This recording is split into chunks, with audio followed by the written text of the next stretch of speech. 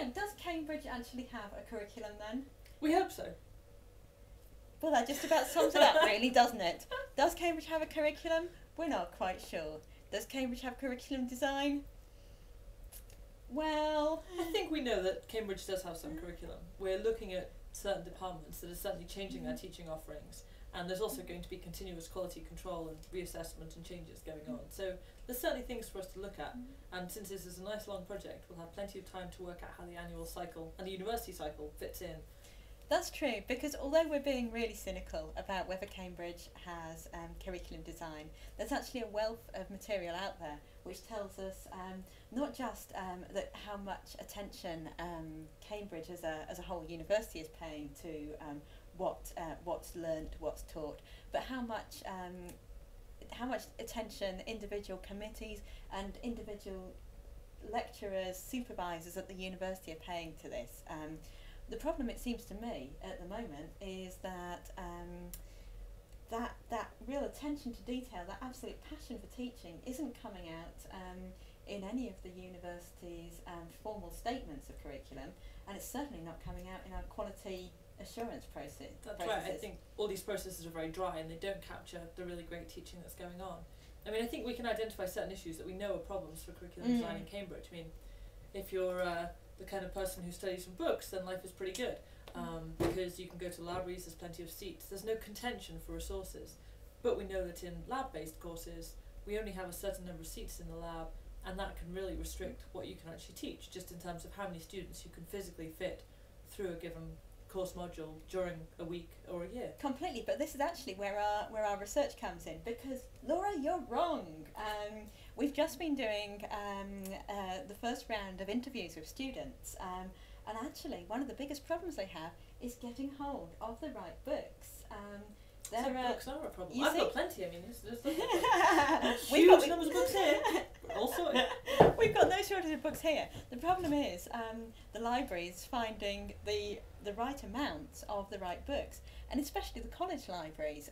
How are they supposed to, when they've got a number of Portuguese students that fluctuates between 0 Portuguese students and 6 Portuguese students between one year and another, how many are they supposed to buy? 0 books, 6 books, 1 book, 2 book?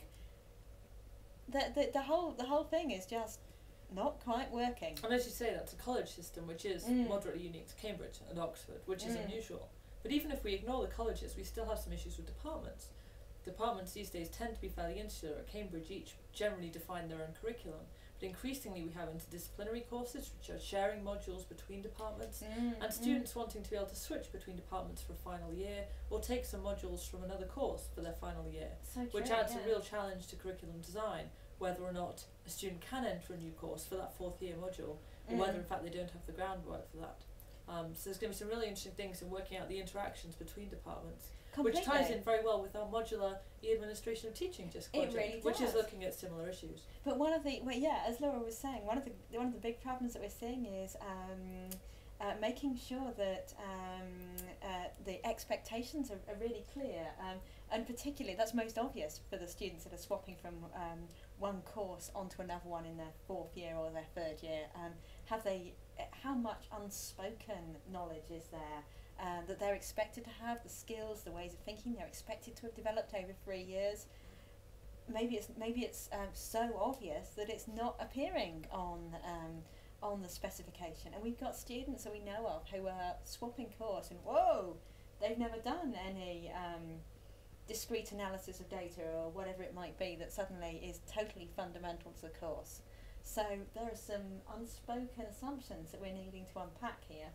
And I think there's a lot of differences between that course specification and what you actually learn. Yeah. I mean, I remember in my final year actually looking at the course specification of some of the courses I'd taken and thinking, wow, I don't know that I can do that. But these were courses that were well approved, and probably actually I had learned those things, but they were expressed in such different ways to the material that I'd studied in labs and in lectures that I couldn't relate to them at all. And if someone had come from quality control and said, can you do these things, the way they were expressed, I wouldn't have had a hope. So you can see that this is actually it may sound a bit dry and dull, curriculum design, but it's full of really emotive issues, and that's what we wanted to present to you by having a bit of a debate today about what curriculum design should be, whether there is one, and how it should move forward. It's a 4-year project. I think over these 4 years we're going to see a lot of discussion, a lot of debate, a lot of dissension. But that's not all bad. And if we end up in 4 years in a new and exciting place, then I think that can only be good. It will. And just with my JISC project manager's hat on, we are going to be looking at a wide variety of things in this project, and this is an early stage where we're very much in the planning phase. But the next stages will be evaluating, working out how Cambridge does curriculum design, looking at the problem areas, talking to stakeholders throughout the university, from the Pro-Vice-Chancellor for Education, who's clearly very important to us in this process, and we're glad to have people at that level engaged with our project.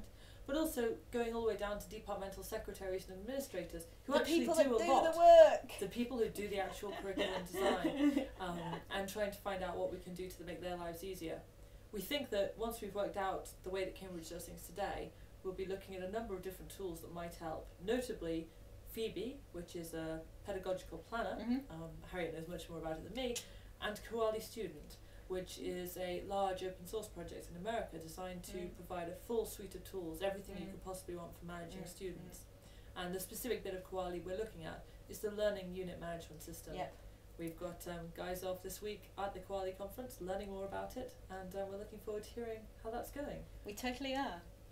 But yeah, we're really looking forward to getting our teeth into this project, and many more exciting programme launch weekends like the first one we had in Oxford, which was lovely. Yeah, the Oxford thing was great, and thank you very much for our new flip video recorder, because we love it. We also love beanbags. Yeah, we do. Bye!